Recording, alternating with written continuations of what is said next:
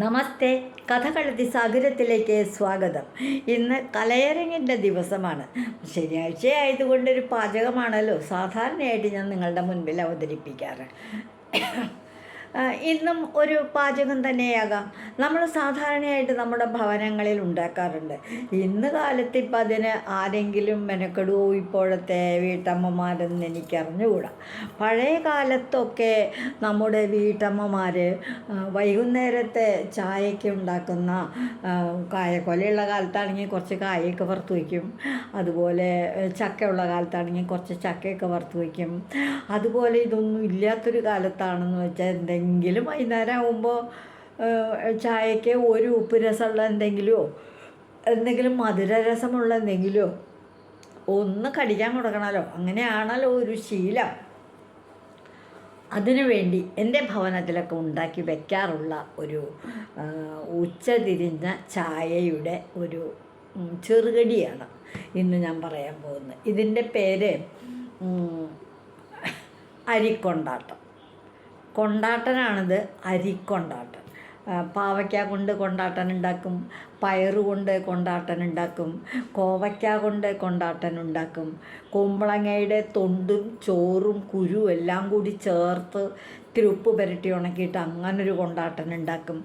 ഇങ്ങനെ പലതരത്തിലുള്ള കൊണ്ടാട്ടനുകളൊക്കെ എൻ്റെ ഭവനത്തിൽ ഉണ്ടാക്കാറുണ്ട്. കായയുടെ തൊണ്ട്, കായ ഓണത്തിനൊക്കെ അല്ലെങ്കിൽ ഇടയ്ക്ക് കായ വറക്കണ സമയത്ത് ആ തൊണ്ട് പയറും കൂടി ചേർത്ത് തോരനായിട്ട് വയ്ക്കും. എന്നിട്ടും നല്ല തൊണ്ടുകളുണ്ടെങ്കിൽ ഒന്നും കൂടെ അങ്ങോട്ട് വരയുക, അവിയലിൻ്റെ പാകത്തിനുള്ള കഷ്ണം പോലെ അങ്ങോട്ട് അരിയുക, ഇഡലി പാത്രത്തിൽ വെച്ച് അങ്ങോട്ട് ആവി കയറ്റും. ഒരു ലേശം ഉപ്പങ്ങോട്ട് വെതറി ഒന്നും ഇങ്ങനെ മറിച്ചിട്ടിട്ട് അങ്ങോട്ട് പനമ്പിലേക്ക്, പനമ്പെന്ന് പറഞ്ഞാൽ ഓലയുടെ അളി കൊണ്ടുണ്ടാക്കുന്ന പായ് പോലുള്ളൊരു സാധനം. ഇങ്ങനെയുള്ള സാധനങ്ങളൊക്കെ ഉണക്കാനൊക്കെ ആയിട്ടിടും പനമ്പിലേക്ക്. അത് രണ്ട് തരത്തിലുള്ള വലിയ അളിയുള്ള പനമ്പുണ്ട്, ചെറിയ ചെറിയ അളികളെ കൊണ്ട് പായ പോലെ ഉള്ള പനമ്പുണ്ട്. ആ വലിയ പനമ്പിട്ടിട്ട് അതിൻ്റെ മീതെ ചെറിയ പനമ്പ്, അതല്ലെങ്കിൽ മെത്തപ്പായ അല്ലെങ്കിൽ സാധാരണ കൈതോലപ്പായ, ഇതേതെങ്കിലും ഒരു പായയും കൂടി അങ്ങോട്ട് ഇട്ടിട്ട് ഈ കൊണ്ടാട്ടനുകളങ്ങോട്ട് വാരി വിതറും മുറ്റത്തേക്ക്. പട്ടക്കടന്ന് ഉണങ്ങല്ലേ, നല്ല വെയിലാണെങ്കിൽ 2-3 ദിവസം കൊണ്ട്. പിന്നെ ഒരു ഒരു പിടി അങ്ങോട്ട് എടുത്തിട്ട് ചായയുടെ നേരത്തെ അങ്ങോട്ട് വറുത്തങ്ങോട്ട് വയ്ക്കണം. ഒരു ഉപ്പ് രസം ചായ കുടിക്കുമ്പോൾ അതുപോലെ ഉണ്ടാക്കി വയ്ക്കാറുള്ള ഒരു പലഹാരമാണ് അരിക്കൊണ്ടാട്ടൻ. ഇന്ന് ഇതിന് വേണ്ട സാധനങ്ങൾ എന്താണെന്ന് വെച്ചാൽ അരി സാധാരണയായിട്ട് ഉണക്കലരിയാണ് ഇട്ടിട്ടാണ് ഞാൻ കാണുന്നത്. ഉണക്കലരി എന്ന് പറഞ്ഞാൽ നെല്ല് പുഴുങ്ങാതെ പച്ചയ്ക്ക് തന്നെ അമ്പലത്തിലെ നിവേദ്യച്ചോറ്, ഉണക്കച്ചോറൊക്കെ എന്നല്ലേ പറയാം, ആ നിവേദ്യച്ചോറിനൊക്കെ എടുക്കുന്ന തരത്തിലുള്ള അരി. അതിപ്പോൾ അതിൻ്റെ വലിയ തോതിലൊക്കെ ഉണ്ടാക്കുകയാണെന്ന് വെച്ചാൽ വേറെ ആരെങ്കിലും സഹായത്തോടു കൂടി ഉണക്കി വെക്കാറുണ്ട്. ഞാനിപ്പോൾ ഉണ്ടാക്കുന്നത് ഏറിയാൽ ഒരു 2 ഗ്ലാസ് അരി, അതിൽ കൂടുതൽ പറ്റില്ല. നമുക്ക് കൈകാര്യം ചെയ്യാനുള്ളൊരു ബുദ്ധിമുട്ടുണ്ട്. ആ അരി ഒരു 2 ഗ്ലാസ് അരി വെള്ളത്തിലിടുക, ഒരു 5-6 മണിക്കൂറൊന്നും അങ്ങോട്ട് കുതിർന്നോട്ടെ. എന്നിട്ട് കഴുകി വാരി അങ്ങോട്ട് എടുക്കുക. കഴുകി വാരി എടുത്തിട്ട് അസ്സലായിട്ട് അരയ്ക്കണം. അസ്സലായിട്ടെന്ന് പറഞ്ഞാൽ നല്ലതുപോലെ ഇതായിട്ട് അരയ്ക്കുക. അരച്ചിട്ട് പിന്നെ അതിൽ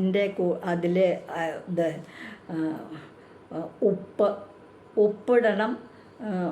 ഇപ്പോഴത്തെ മുളക്, കായം ഇത്രയാണ് വേണ്ടത് അതിൻ്റെ ചേരുവ. ഒരു കറിവേപ്പിൻ്റെ ഒരു സ്വാദുണ്ടാകും. ഒരു 5-6 തുടുപ്പ് കറിവേപ്പില ഈ അരി അരയ്ക്കണതിൻ്റെ കൂടെ അങ്ങോട്ട് ഇട്ടാൽ അതും നന്നായിട്ട് അങ്ങോട്ട് അരയും. അപ്പോൾ കറിവേപ്പിൻ്റെ ഇലയുടെ ഒരു ചെറിയ സ്വാദുണ്ടാകും. അതുപോലെ ഒരു നുള്ള് ജീരകം ഇടാം, ചിലപ്പോൾ വേണമെങ്കിൽ എള്ളും ഇടാം.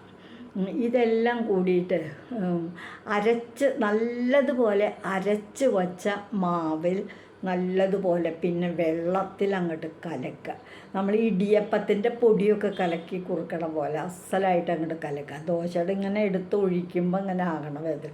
അപ്പോൾ അതിൽ ഉപ്പുണ്ട്, മുളകുണ്ട്, കായുണ്ട്, ചതച്ച ജീരകം ഇടാം, കുറച്ച് എള്ളും ഇടാം.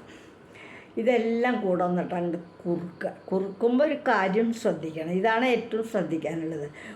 കയ്യെ ഈ പാത്രത്തിൽ നിന്ന് മാറ്റാനേ പാടില്ല. അടിക്ക് കനമുള്ള പാത്രം ചരുവം വേണം വയ്ക്കാൻ. അതിൽ ഈ അരിമാവ് വെള്ളത്തോട് കൂടിയുള്ള അരിമാവ് അങ്ങോട്ട് കുറുക്കി നല്ല ചട്ടുകം കൊണ്ട് ഇങ്ങനെ തുടരെ തീയെ പതുക്കിയായിട്ട് അങ്ങോട്ട് ഇളക്കി അത് കുറുക്കി നമ്മളെ ഇടിയപ്പത്തിനൊക്കെ പിഴിയാൻ പാകത്തിനാകണ പോലെ ഇതങ്ങോട്ട് കട്ടിയായിട്ട് കുറുകി വരുമ്പോൾ തിരിച്ചും മറച്ചും തിരിച്ചും അങ്ങോട്ട് ഇടുക. എന്നിട്ട് ആ മാവ് അങ്ങനെ തന്നെ ആ പാത്രത്തിൽ ഇരുന്നാൽ അത് ഉണങ്ങുമെന്നാണ് പറയുന്നത്. അപ്പം തന്നെ മാറ്റി വേറെ ഒരു പാത്രത്തിലേക്ക് മാറ്റും. ചട്ടിയും കൊണ്ട് തന്നെ മാറ്റി എന്നിട്ട് അടച്ചവിടെ വയ്ക്കും. കുറച്ച് കഴിയുമ്പോൾ ഇത് ചൂടാറുമ്പോൾ കയ്യെ വെള്ളത്തിൽ മുക്കി അസലായിട്ടുണ്ട് കുഴയ്ക്കുമ്പോൾ നല്ല മയമായിട്ട് ഇത്തിരി വെളിച്ചെണ്ണയും കൂടി കയ്യിലെടുത്തിട്ട് അങ്ങോട്ട്, അല്ലെങ്കിൽ ഈ മാവിൽ വെളിച്ചെണ്ണ ഒഴിച്ചാലും മതി, അങ്ങോട്ട് 2 സ്പൂൺ മതി, അങ്ങോട്ട് ഒഴിച്ച് അസലായിട്ട് അങ്ങോട്ട് കുഴയ്ക്കുക.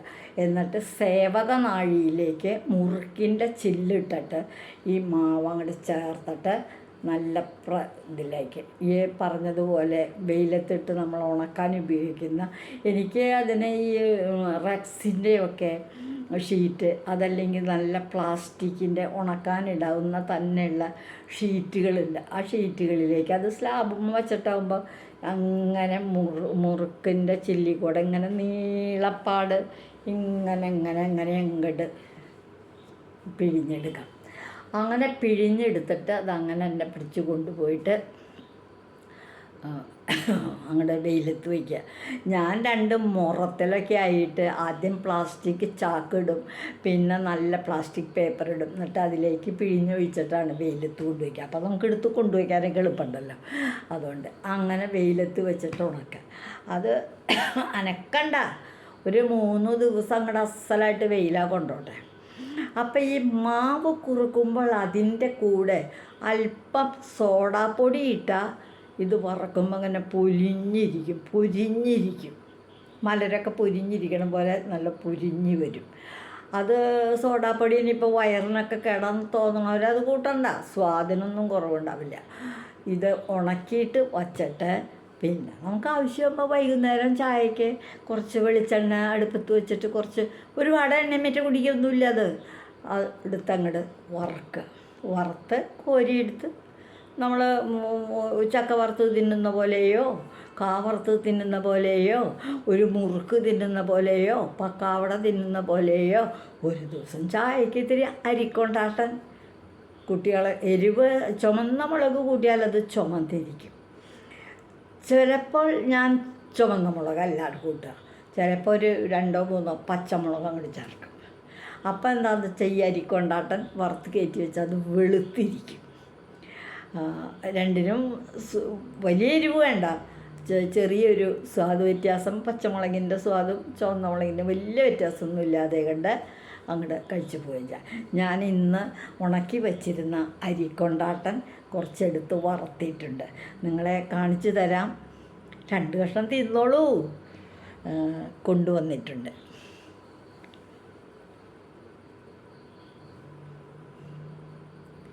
ഇതാണ് അരിക്കൊണ്ടാട്ടൻ. ഇതിൻ്റെ ഈ വശത്ത് എന്തെങ്കിലും ഒരു അലങ്കാരമായിക്കോട്ടെ ചടോൻ്റെ ബ്രെഡ് ഇരിക്കണ്ടായിരുന്നു, വറുത്ത് കോരി ഈ പാത്രത്തിലേക്ക് അങ്ങോട്ട് ഇട്ടു. ഇത് ചുമന്ന മുളക് കൂട്ടിയിട്ട് ഉണ്ടാക്കിയിരിക്കണ അരിക്കൊണ്ടാട്ടൻ കേട്ടോ. അതാണ് ഇത്തിരി ചുമപ്പ് നിറം. ഇതിലെ ഒരു ബ്രെഡ് ഞാൻ ത്രികോണാകൃതിയിൽ മുറിച്ചു, പിന്നെ ഉള്ള ഒരു കഷ്ണത്തിനെ 2ആക്കി വെച്ചു, ഒന്ന് ചെരിച്ചു വെച്ചു, ഒരലങ്കാരത്തിന് വേണ്ടി അങ്ങോട്ട് ചെരിച്ചു വെച്ചു എന്നുള്ളൂ. ഇത് നല്ല അരിക്കൊണ്ടാട്ടൻ. ഒരുവിധ കെമിക്കൽസോ അങ്ങനെയൊന്നുമില്ല.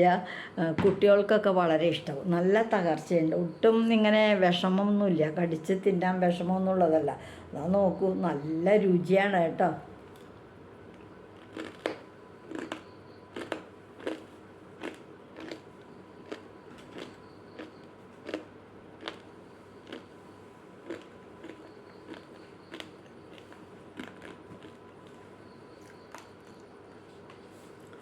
അപ്പോൾ അരിക്കൊണ്ടാട്ടൻ നിങ്ങൾ ഉണ്ടാക്കാറുണ്ടായിരിക്കാം, ഇല്ലായിരിക്കാം.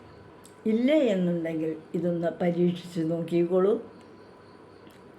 ഒരു ഒരു വെറൈറ്റി പലഹാരം അരിക്കൊണ്ടാട്ടൻ. അരി മാത്രം കൊണ്ട് ഒരു കൊണ്ടാട്ടൻ ഉണ്ടാക്കുന്നു. ഇത്രയേ ഉള്ളൂ. നിങ്ങൾക്കിത് ഇഷ്ടമാകും എന്നുള്ള ഒരു ധാരണയോടെ ഞാൻ നിങ്ങളുടെ മുൻപിൽ ഇന്ന് അരിക്കൊണ്ടാട്ടൻ സമർപ്പിക്കുകയാണ്. ഇതുവഴി വന്നാലും ഇത്തിരി നേരം ഇരുന്നാലും കഥകൾ കേട്ടാലും കളിയായി പറയും കഥയാണേ, കാര്യം പറയും കഥയാണേ. എല്ലാവർക്കും നന്ദി.